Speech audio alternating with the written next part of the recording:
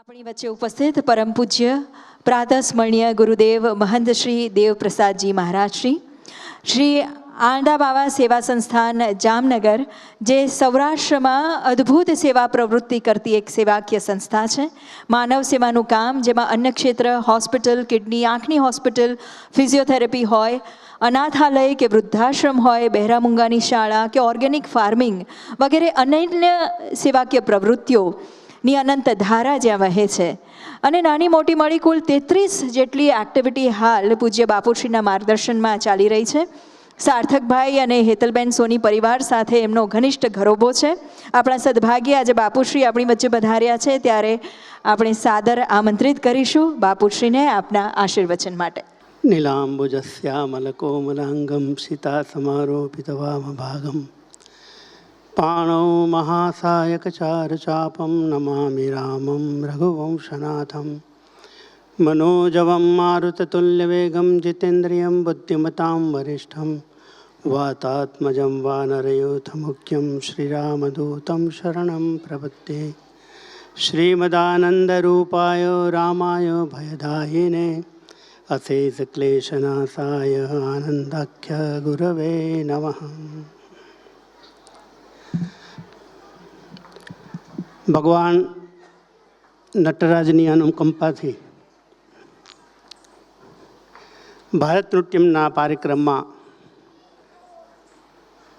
શિવાંજલિ આ સ્ટેટસ ઉપર બેન શ્રી ચક્ષુબેને જે પ્રોગ્રામ અહીંયા રજૂ કર્યો, આપ કદાચ એ પ્રોગ્રામ સમજાશો કે એ ખબર નથી, પણ શ્રીમદ ભાગવતના માખણ લીલા અને વસ્ત્રાહરણની પ્રક્રિયાઓ દીકરીઓએ એમની આંગળીઓ દ્વારા, એમની આંખ દ્વારા અને એમના ચહેરા દ્વારા આપણી પાસે પ્રસ્તુત કરી.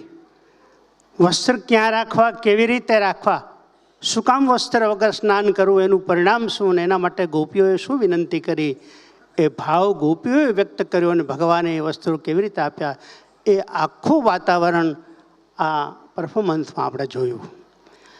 બહુ લાંબુ બોલવું નથી, પણ નાચવું, ગાવું અને બજાવવું આ 3 વસ્તુ કોઈ જે શીખવાથી ના આવડે. એટલા માટે આપણે ત્યાં શાસ્ત્રમાં લખ્યું છે, સંગીત હૈ શક્તિ ઈશ્વર કી, સંગીત હૈ શક્તિ ઈશ્વર કી, હર સ્વર મેં બસે હૈ રામ, રાગી જો સુનાએ રાગિની તો રોગી કો મિલે આરામ. સંગીત એક એવું ક્ષેત્ર છે કે જે માણસના જીવનમાં એક વખત પ્રવેશ કરે એ લાઈફ ટાઈમ સુધી પરમાનંદનો અનુભવ કરતો હોય છે. એટલા માટે બીજી પંક્તિ પણ એવી જ લખી કે યદિ સંગીત ન હોતા તો કોઈ કિસી કા મીત ન હોતા, યદિ સંગીત ન હોતા તો કોઈ કિસી કા મીત ન હોતા, સંગીત સુર કો મિલાતા है और सुर ईश्वर को मिलाता है. સાહેબ, આપ બેઠા બેઠા જોતા હશો કે નહીં મને ખબર નથી, પણ તબલચીના આંગળા અને વાયોલિનવાળાના સૂરની સામે જો તમે જોયું તો ખબર પડે કે એ લોકો કેટલા તાલથી અને કેટલા ઉપર ગાતા હતા. એ ભૂમિકાની વચ્ચે 7 વર્ષ સુધી કઠિન તપસ્યા કરીને જે દીકરીઓએ મારીને તમારી પાસે પરમહંસ આપ્યો, એને તાલીઓ પાડવાથી તો ઠીક બધાવીએ છે, પણ મને એમ લાગે છે કે દીકરીઓ જ કેમ આમાં રસ લે છે. આ ભગતડાઓને કાંઈ કેમ દાંત કાઢો તમે? એનું કારણ તમે જુઓ. સાસરે જાય ત્યારે બધી જ શિખામણ દીકરીને આપવામાં આવે, ત્યારે સાસરે જઈને શું કરવાનું, કેમ રહેવાનું, શું ખાવાનું બનાવવાનું, કેવી રીતે બધું કે, પણ છતાંય એને બધું જ આવડતું હોય. પણ તમને એવું નથી લાગતું કે એ દીકરીને લઈને લઈ જનાર એ ભગતને કંઈક થોડુંક કહેવું પડે ને કે તારાને હાચવવી કેવી રીતે?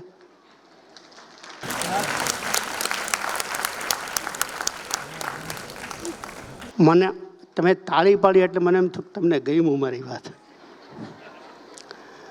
બહુ અઘરું છે, કઠિન છે, પણ અમારા સાર્થકભાઈ અને હેતલબેનને મને એમને આમંત્રણ આપ્યું, મને કહ્યું બાપુશ્રી આવી રીતે છે, આપ પધારશો.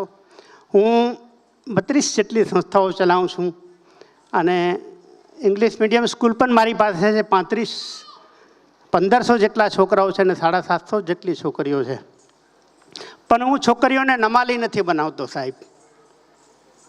મારી છોકરીઓ કરાટેની ચેમ્પિયન છે, મારા છોકરાઓ પણ કરાટેના ચેમ્પિયન છે. એક છોકરી ઉપર 7 છોકરાઓ હુમલા કરે તો એકલી દીકરી પોતાની મેતે સેફ થઈ જાય એવી ભૂમિકાની વચ્ચે હું દીકરીઓને તૈયાર કરી રહ્યો છું. હું આપને પણ વિનંતી કરું, તમારા બચ્ચાઓને પોપલા નહીં બનાવતા, તમારા દીકરાઓને જોવે એ બધી જ વ્યવસ્થા આપો, પણ એને જ્યારે જીવન જીવવાની ભૂમિકા નિર્માણ થાય ત્યારે એને જીવન કેમ જીવવું જોઈએ એની ભૂમિકા નિર્માણ ચોક્કસ કરજો.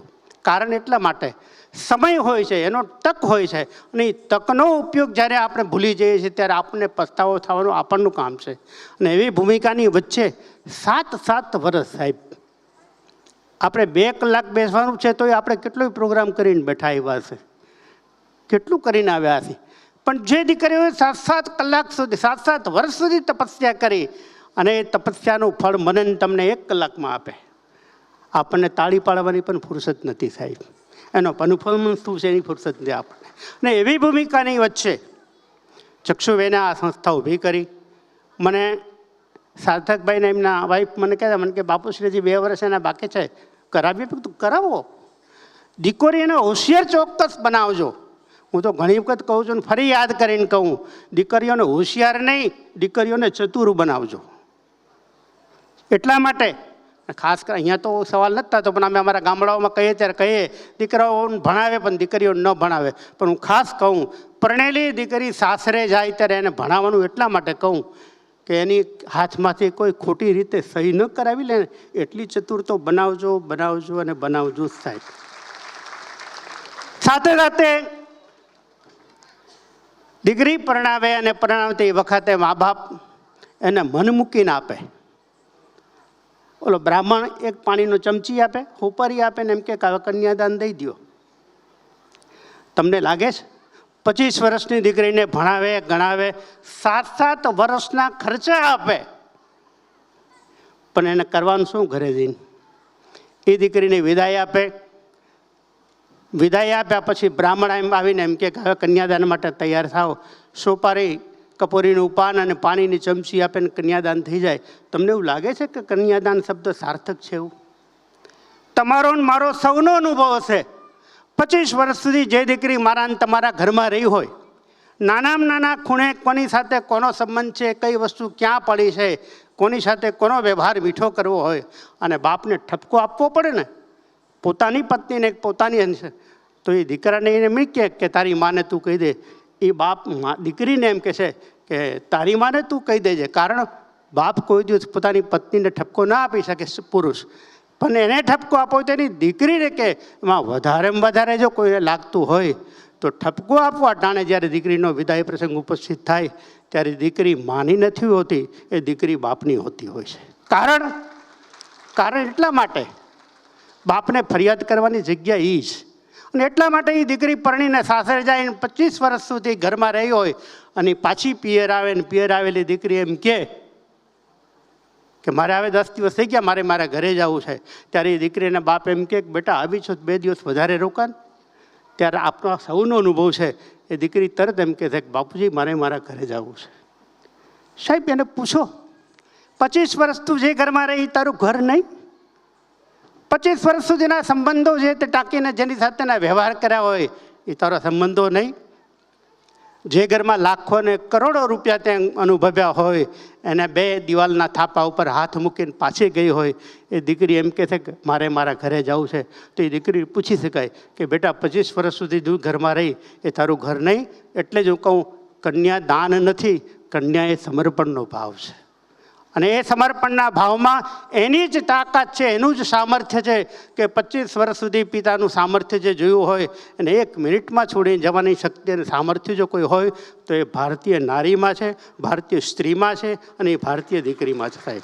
અને એવી ભૂમિકાની વચ્ચે આજ દીકરીઓનું પરફોર્મન્સ જોયું હું ખૂબ રાજી થયો, મારી પ્રસન્નતા વ્યક્ત કરું. અને આપ સૌને પણ વિનંતી છે, આપની દીકરીઓને ભણાવજો, ખૂબ ભણાવજો.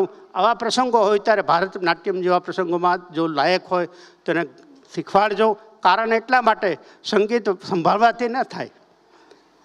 સંગીત શબ્દને જો જોડશો ને તોય બહુ સરસ શબ્દ થાય સાહેબ. છેલ્લો શબ્દ કાઢી નાખશો તો સંગીત હશે.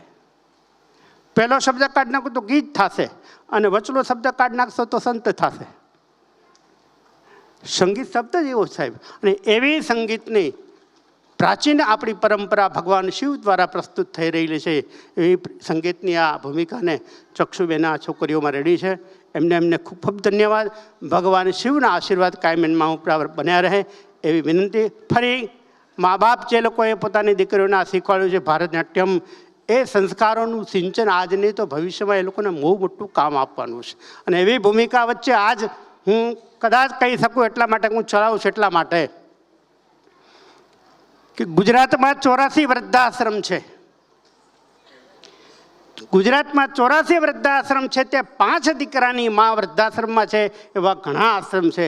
પણ સાહેબ એક પણ આશ્રમ એવું નથી કે જેના મા બાપ તરીકે 4 દીકરીઓ હોય એવી એક પણ માં એક વૃદ્ધાશ્રમમાં નથી.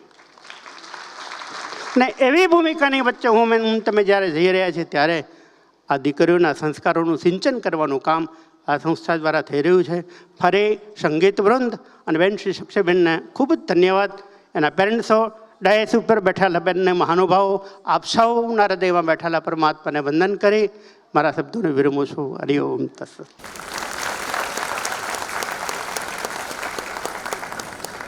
આપના શુભાશીષ અને આપના આશીર્વાદથી આજે આ દીકરીઓ ધન્યતા અનુભવી રહી છે. ખૂબ ખૂબ આભાર આદરણીય વંદનીય મહંતશ્રી આપનો.